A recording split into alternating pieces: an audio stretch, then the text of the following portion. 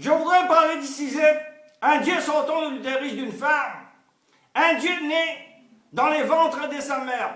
Comment un Dieu peut-il en sortir?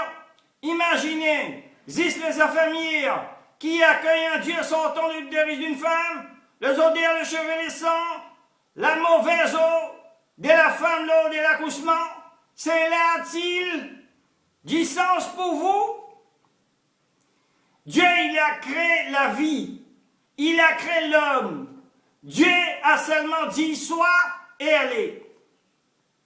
Dieu avec sa famille, un Dieu qui engendre un fils, Dieu n'engendra pas parce que engendrer est un acte animal.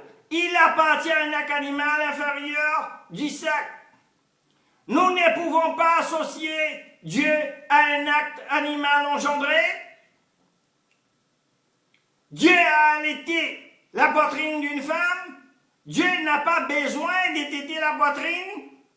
Un Dieu qui ne connaît pas son Fils, la puissance de Dieu, un Dieu qui ne reconnaît pas la fin des temps, les diables soumis Dieu à la tentation, Dieu a soif et faim, un Dieu qui fait de ses toilettes, un Dieu qui pleure, un Dieu qui demande les secours. Comment expliquez-vous si un Dieu a des contradictions dans ses paroles? Dieu s'est fait arrêter par la police, Dieu est condamné à mort, Dieu est mort. Si Dieu meurt, alors qui contrôle l'univers? Nous devons y penser un peu et avoir de la logique. Vous pouvez être très intelligent, être diplômé des meilleures universités du monde et devenir expert dans certaines sciences ou dans des domaines sans vous poser des questions sur la croyance ou la doctrine.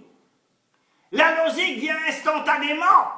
Elle n'est pas raisonnée, elle n'est pas réfléchie, elle est instinctive, immédiate. Elle fait partie de cet élément que le corps impose.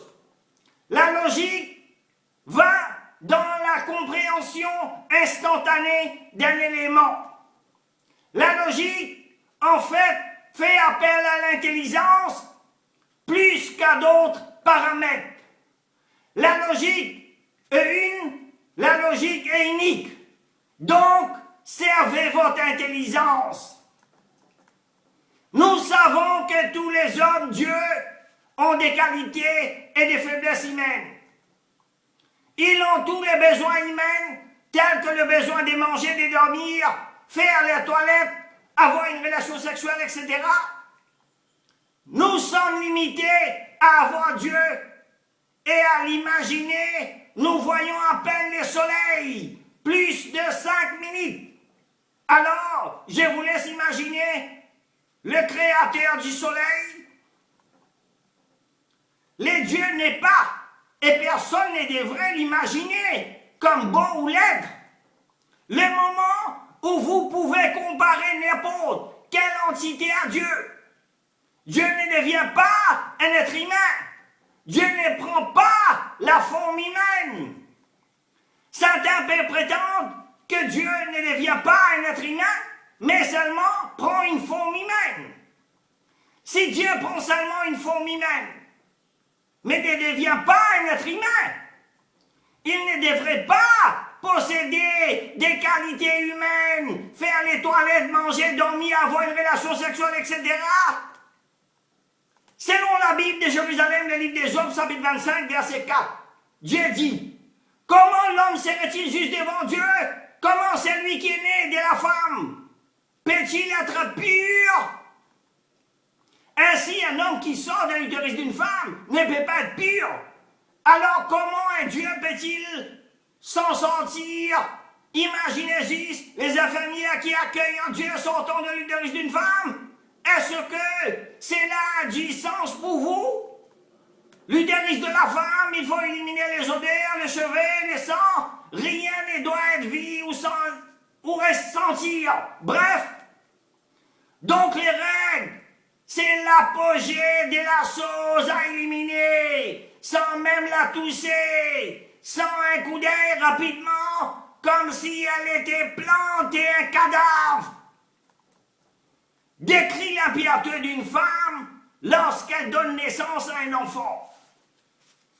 Dans l'hindouisme, la femme donc impure, monstrueuse, interdiction d'entrer dans un temple et pratiquer des rites offrandes aux dieux. Impiété rituelle de la femme, interdiction des rapports sexuels ou même tactile entre époux, impiété physique de la femme, interdiction de préparer le repas et rentrer dans la cuisine. La femme perçue comme une source de pollution et de contamination. Obligation de se purifier rituellement à la fin des règles. Ces règles ont été édictées dans les lois des Manu Smriti, un très ancien code du législatif qui établit aussi le système des castes et l'intouchabilité. Dans le christianisme, le livre Lévitique, chapitre 12, verset 4, elle restera 30 jours pour se purifier de son sang, et il ne touchera aucun sol saint, et il ne doit pas aller au sanctuaire jusqu'à ce que le jour de sa purification soit accompli. Verset 5, si elle donne naissance à une fille, elle restera impure pendant 2 semaines, comme au temps de son indisposition menstruelle. Elle passera 70 jours à se purifier avec son sang. Également, Lévitique, chapitre 15, versets 19 à 29. Dans l'islam, dans le Coran, nous apprenons que Allah subhanahu wa ta'ala a assigné une mesure à tout. Dans la sourate At-Talaq, chapitre 65, verset 3. Et nous pouvons y inclure les siècles physiologiques. Et dans la sourate Ar-Ra'd, chapitre 13, verset 38, la piété rituelle, Tahara, et la piété rituelle sont des concepts intéressants qui ne sont pas toujours liés à ce qui serait normalement considéré comme propre ou sale. Par exemple, une personne peut effectuer ses ablutions, puis être considérée comme étant dans un état d'impiété rituelle. Que Dieu vous aide à comprendre que signifient les mots Dieu